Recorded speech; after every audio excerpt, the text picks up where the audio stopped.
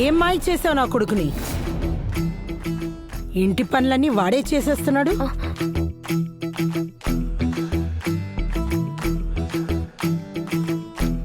అయ్యో పెద్దమ్మా, కూర్చోండి,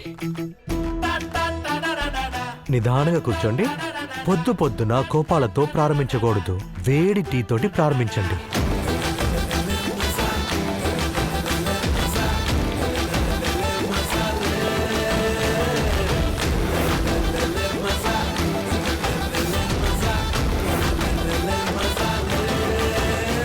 అరే ఏంటి ఆ మీద అలా చూస్తున్నారు? కూర్చోండి, నేను మీకు వేడి వేడి టీ తీసుకొస్తాను.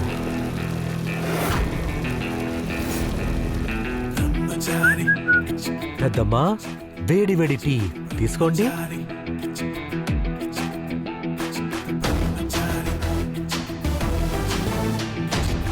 Thank you. అన్నయ్య టీ తీసుకో. నా ప్రియమైన వదినమ్మ, టీ తీసుకోండి, తీసుకోండి.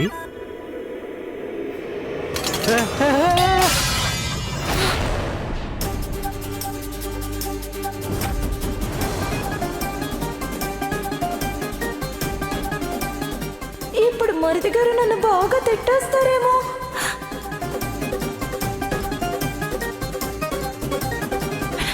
మరిది గారు కష్టపడి ఇల్లంతా పాపం క్లీన్ చేశారు, కానీ నేను ఇలా చేసేసానే, ఖచ్చితంగా నా పైన అరుస్తారు.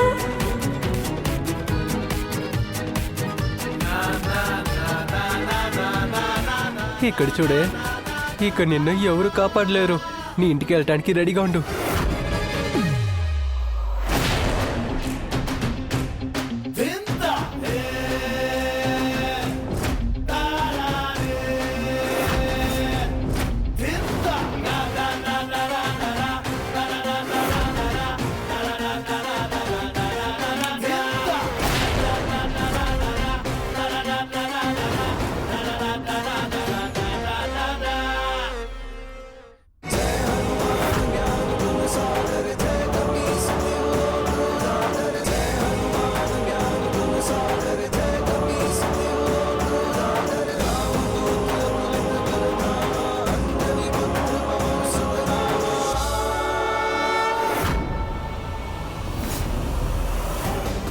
నేను ఈ ఇల్లు వదిలి వెళ్ళిపోతున్నాను, కానీ ఒక షరతు. మీ షరతులన్నిటికీ నేను ఒప్పుకుంటాను, కానీ ఏం చేయాలో చెప్పండి. ఇంకో 48 గంటలు నువ్వు ఏ గొడవకి వెళ్ళకూడదు, ఎవరిని కొట్టకూడదు, ఎవరిని అరవకూడదు.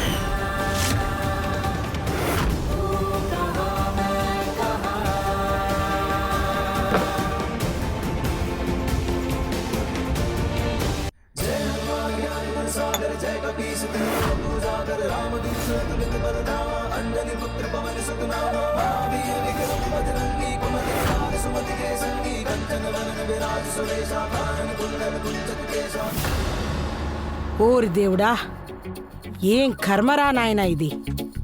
ఈ కొడుకేమో పెళ్ళం కొంగు పట్టుకుని ఊరంతా తిరుగుతున్నాడు, వీడేమో దీనికి బానిస అయిపోయేలా ఉన్నాడు.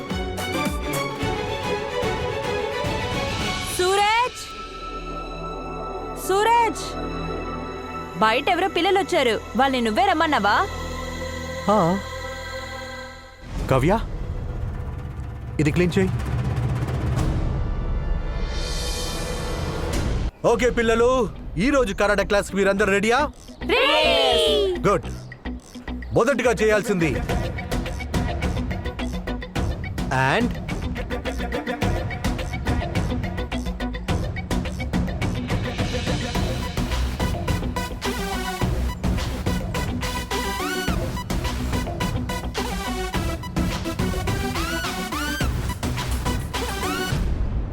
అమ్మా, ఇక్కడ ఏం జరుగుతుంది? నేను కలగంటున్నానా ఏంటి? నేను నిద్రలో ఉన్నానా? మన కళ్ళని కప్పేసిందంతా నిజం కాదన్నట్టు. ఖచ్చితంగా ఇది కూడా ఆ పిల్ల నేర్పిన నాటకమే. గుడ్. కరాటే నేర్చుకోవాలంటే ముందు మీ శత్రువుని ఊహించుకోండి. ఆ శత్రువు మీకు పెట్టిన టిఫిన్ బాక్స్ ని తినేశాడు. ఆ శత్రువు వికెట్ల ముందు నుంచోని మిమ్మల్ని బ్యాటింగ్ చేయనివ్వట్లేదు. ఇక చాలు, ఇలా చీటింగ్ చేసే శత్రువుని మనం ఏం చేయాలంటే వాడికి చీటింగ్ చేసే అవకాశం ఇవ్వకూడదు. కరాటేతో వాడిని మనం ఓడించాలి. పదండి.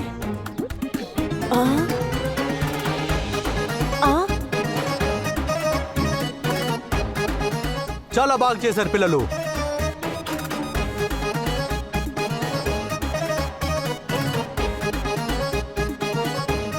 నన్ను పుట్టింటికి పంపించడానికి నీకు అంత ఇష్టమా? సూరజ్ తన కోపాన్ని బానే ఆపుకుంటున్నాడు.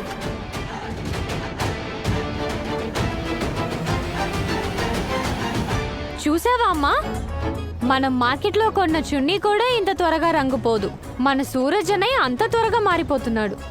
నిన్న సూరజ్ దేవాలయానికి వెళ్ళాడు కదా, దాని ప్రభావమే. పూజ చేసిన తర్వాత బుద్ధివంతుడైపోయాడు. లేదంటే ఈష ఏదైనా సూరజ్ని మార్చుంటుంది.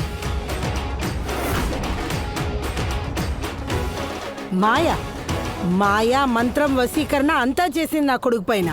ఖచ్చితంగా ఏదో ఒక పన్నాగం పన్నింది. దాని పొడవాటి పట్టులాంటి జుట్టుంది కదా, దానితోనే మాయ చేసుంటుంది. నాకొచ్చే కోపానికి జుట్టును మొత్తం చకచక కట్ చేయాలనిపిస్తుంది. అరే ఏంటొదినా మీరు ఇలా మాట్లాడకండి. సూరజ్ ఏదైనా మంచి పని చేసినా కూడా ఆ నిందను తీసి ఇషా మీద మోపుతున్నారు. ఆయనదంతా నన్ను ఓడించడానికి చేస్తున్నాడు.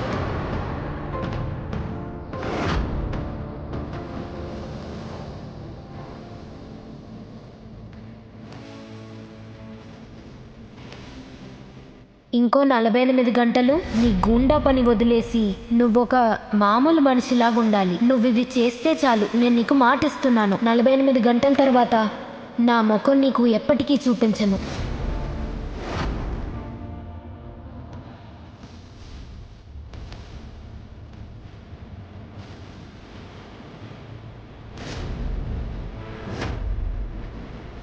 నలభై 48 గంటలు జస్ట్ అలా చిటికలో అయిపోతుంది.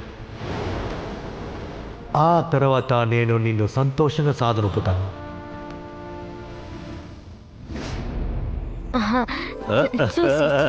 సరే సరే సరే పర్వాలేదు. నాకు ఒక విషయం అర్థం కావట్లేదు. నువ్వు సూరజ్ దగ్గర ఇలాంటి కండిషన్ ఎందుకు వేసావు?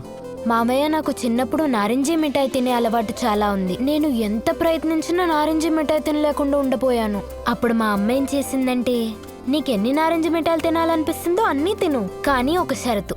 ఒక 48 గంటలు ఒక నారింజ మిఠాయి కూడా నువ్వు తాకూడదు. తర్వాత ఏమైందంటే, ఆ 48 గంటలు గడిచిన తర్వాత నాకు నారింజ మిఠాయి తినాలని అస్సలు అనిపించలేదు. నాకు అప్పుడు అర్థమైంది, ఈ లోకంలో రుచికరమైన విషయాలు ఇంకా చాలా ఉన్నాయని. నాకు అప్పుడే తెలిసింది. అందుకని మీ అబ్బాయితో ఈ షరతే నేను ప్రయత్నిస్తున్నాను మామయ్య. చూసారా సరళ వదినా, ఈ అమ్మాయి ఇంటికొచ్చి 4 రోజులు కూడా కాలేదు, కానీ తను చాలా అందంగా కోడలు ఇంకా భార్య అన్న బాధ్యత నెరవేరుస్తుంది. శభాష్ బంగారం. కానీ ఈ 48 గంటలు సూరజ్కు మాత్రమే పరీక్ష కాదు, నాకు కూడా. ఖచ్చితంగా ఇందులో గెలుస్తాను, కానీ ఓడిపోతాను. ఒకవేళ సూరజ్ ఇందులో గెలిచాడనుకో, నా కొడుకు నాకు ఖచ్చితంగా దొరుకుతాడు. కానీ నేను నా కోడల్ని పోగొట్టుకుంటానమ్మా.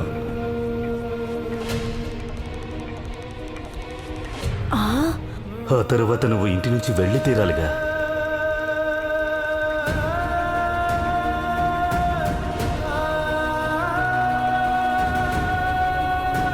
వదినా, అన్నయ్య ఎలాగైనా ఈ పందెంలో గెలవాలని నేను కోరుకుంటున్నాను. అందుకనే మిమ్మల్ని పంపించాలని అనుకోవట్లేదు. కానీ అలా గెలిస్తే మా పాత సూరజన మాకు దొరుకుతాడు. తర్వాత మీరు ఇంటికి వెళ్ళిపోవచ్చు. మీరు అక్కడ హాయిగా ఉండొచ్చు. అక్కడ మీకు ఏ కష్టము దుఃఖము దగ్గరికి రాదు.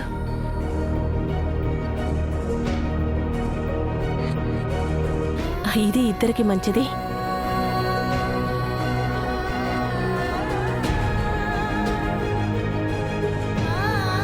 వెళ్తున్నాను.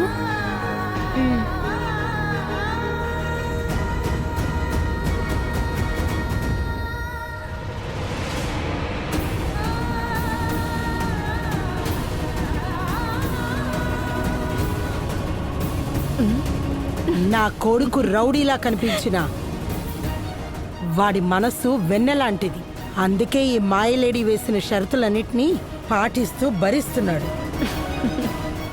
ఖచ్చితంగా దీని వెనక ఏదో పన్నాగా ఉంది. దాని గురించి నాకు తెలీదు సర్లా ఆంటీ, కానీ ఈషా ఏమో తన గొయ్యిని తానే తవ్వుకుంటోంది. ఇప్పుడు ఏమవుతుంది, సూరజ్ ఈషా పెట్టిన పందెంలో గెలుస్తాడు. ఆ తర్వాత ఈషా ఇంట్లోంచి వెళ్ళిపోయి ఇంకా ఎప్పటికీ రాదు కదా.